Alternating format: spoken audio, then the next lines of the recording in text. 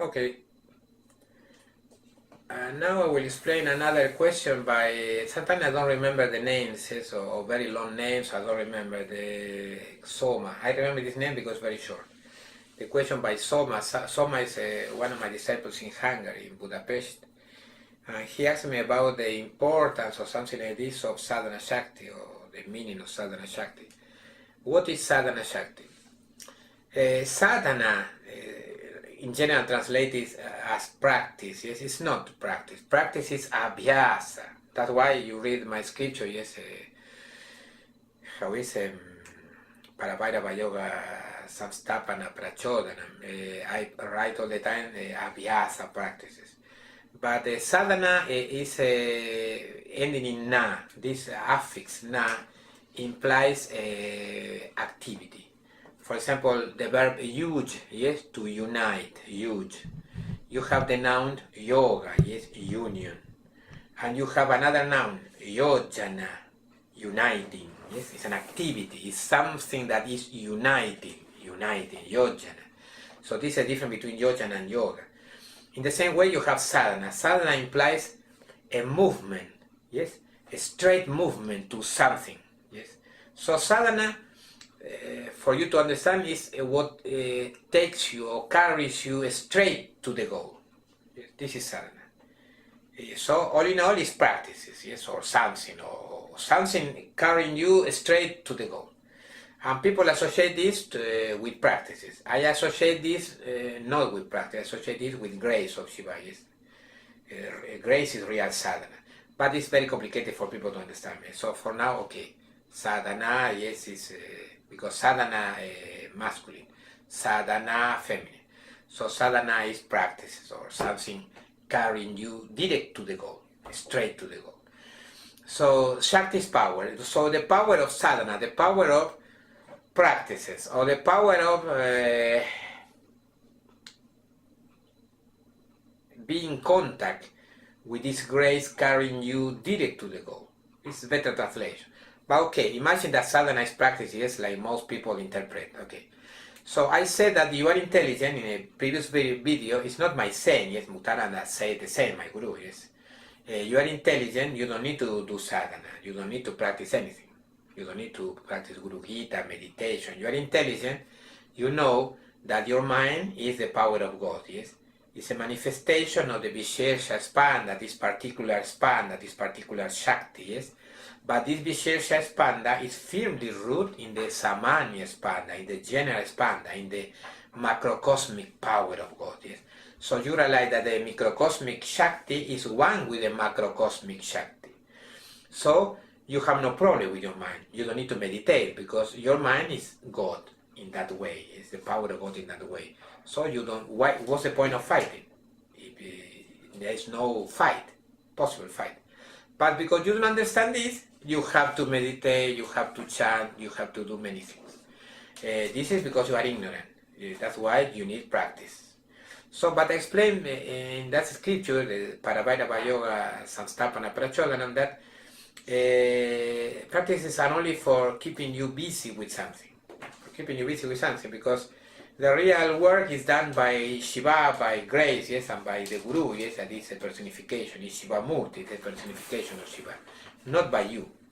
So it's like I explained in a previous video, like an example. Yes, imagine that the real exercise is when you practice with a stationary bike. Yes, it's a real exercise. But because you get bored, yes, doing that, it's very boring activity. You put some music, you turn on to listen to some music or watch a video. So practice is something that is keeping you entertained, yes. So the Guru can work on you in an easier way, yes, and you can be more time exposed to his grace and to his teaching because you are entertained. But no practice is leading you to the goal. No, only his grace. Even you practice because of his grace. If you don't have his grace, you cannot practice. So imagine that you have to practice because you are ignorant. Yes, you are low quality disciple. Yes, I was low quality disciple too. So it's not only you. Yes, in general, most people are low quality disciples. So they have to practice. It's not that they will come to me and I will tell them all is one. your mind is the power of God, so the person will understand immediately, and I will leave the body in light, or something, or will get liberation, and will return to the body. No. In general, they say, yes, like animals, but they don't understand. I cannot penetrate with the teaching. So they start to practice and to do something that is only decoration, yes, but it's necessary. It's like when you receive a vaccine, yes? Remember this vaccine through the mouth in the past against the poliomyelitis or poliomyelitis. Well, I remember that at school in the 70s I received that vaccine, very bitter vaccine, but with a little piece of sugar, yes? So receive the liquid with sugar. So it's not ugly. Even it's nice, yes. To you want to receive more vaccine, but it's the same. So it's bitter the work of the guru on you, yes, for a long time. So you want to escape from him, yes. But with this sugar of meditation, chanting, you stay there, and the guru can work on you in a better way. So this is practice. So when you do this and this and this, sometimes even if you dislike that practice, yes, you develop power. For example, when I was a disciple, I chanted a lot, yes, but all my life I disliked to chant, all my life. And even Muktananda could convince me, yes, with his teachings about the chanting is the best to open your heart to this. Well, I'm condemned to have my heart closed, I told Muktananda one day, because I cannot stand chanting, I cannot stand this. Anyway, I did it, so I have a power over chanting. Even if I dislike when I chant, people feel that it's different, my chanting. Not because it's more beautiful, it's not about the quality of my voice, it's a particular energy in my voice transmitting something. Yeah? This is sādhanāśakti, because I did it for a long time, even if I dislike. Yes, it's repetition. So you have a certain power. So you accumulate sādhanāśakti in your formation as a yogi. When I was formed as a yogi, I did many things I dislike. Yes, for example, chanting or hatha yoga. I dislike hatha yoga. I prefer some a more dynamic exercise. Yes, not so passive. Yes, I know it's very good for the body, for the mind, but I dislike to do that. I prefer, for example, martial arts. I prefer something more dynamic. But anyway, I did it for many years. Yes, and even taught hatha yoga. So it's like you pay the price, yes? We call this in Spanish, pagar el derecho de piso, yes? I paid my right, yes? So I received. So I have some privileges, yes? Other people don't have because they didn't pay, yes? You develop this Shakti. In the same way, like in martial arts, you develop Ki or Chi, yes? Whatever the martial art, you develop how? Practicing. But many things you do in martial arts, for example, you don't need it for fighting on the street. Yes? For fighting on the street, you need only a few techniques. You don't need million techniques to fight on the street. But anyway, practicing many techniques, you develop this power in you, and in the end, you accumulate this power, and you are more powerful. But in the process, all the time you think, this is useless. What's the point of doing this? What's the point? But at the end, you realize that it was meaningful. Well, something like this. In yoga the same. I did many things, hatha yoga, chanting, meditation, ritual, this, that. Most of them I disliked, yes, when I was, not that I couldn't stand all the time, no, but I was, uninterested. I prefer, for example, to hear and not to chant, to hear chanting, but I was accused at that time of being a Shakti thief, yes, because when you don't chant, you are stealing Shakti from the rest of the people chanting. So you had to chant. So I forced myself to chant. I did it. But I never, release, or I was never delighted in that. Yes, I was never delighted. But it's part of my formation. So I accumulate power. So all yogis, we have to do many actions. We have to do many actions we dislike. But we have to do it as part of our formation.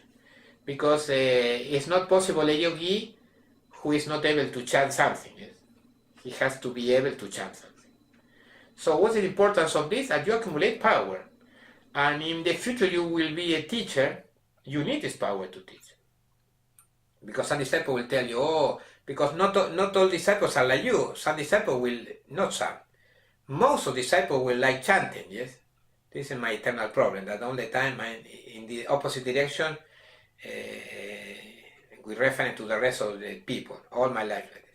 So someone tell, oh, you are guru or you are acharya, oh acharya, please chant something for us, yes, so we can enjoy. So you need to know how to do it. Yes, because so your practice will help you at that time. This is sādhanāśakti. So sādhanāśakti is for the most part important if you will be acharya or guru. But if you are intelligent, you don't need to practice. Yes, and you have a power, not sādhanāśakti, power directly.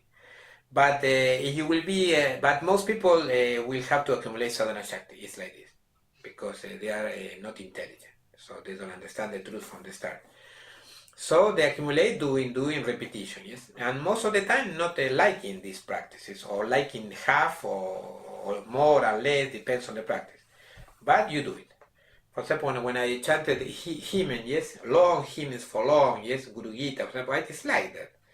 Especially in the morning, yes, sleep, I dislike, but I did it. I did it for many years. So I accumulate power. So when I chant Guru Gita, I transmit a different energy from another yogi, yes, without this practice. So even if you like or dislike, the fire will burn you. Yes, if you approach the fire will burn you. Even if you love the fire or hate the fire, it's the same. It's part of your formation. It's accumulated. This is important of sādhanāśakti. Especially you will be acharya or guru, you need sādhanāśakti. You need to know about all the aspect of yoga. Yes, you need to know something, and you need to perform in a acharya's way or guru's way. Yes? You cannot say, oh, Hatha Yoga, what is that? No, you have to know something, yes, about that. Not to do a posture like an acrobat, yes, because in my case I'm older now, or I'm not ready for that. But you know different things about posture, different secrets, yes, because you did it before. But you don't use later, but you have to know. This is the power of sādhanāśakti. And the power of sādhanāśakti permits you to, you will be involved in community, for example, permits you to tolerate the power of a certain practice. For example, I remember one time when I was on my acharya, in a ritual or in a long seminar, I don't remember exactly where, and many people suffering there, yes, beginners, yes, in yoga, suffering with aching knees, yes, pain in the knees, pain in the body, yes, because when you are for a long time exposed to Shakti, to the power of meditation, the power of practices for a long time, and you have no Shakti accumulated, no sādhanāśakti, your body suffers a lot, and your mind too, yes. Some people felt asphyxia. They felt like they had to escape from there. They couldn't tolerate the energy there. Yes? But I was there like a fish in water, yes, with my acharya. So I asked him, why I don't feel anything? He said, because you have sādhanāśakti. You are used to this energy, so for you it's normal. Yes? It's like I am now in Moscow, yes, I feel nothing with the... Now we are +4, and +4 I feel like it's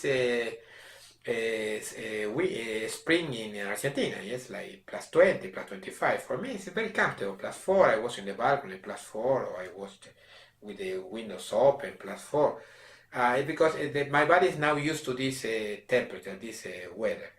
In the same way, when you have sādhanāśakti, the Shakti, yogic Shakti is not destroying your body and your mind. You are stable there.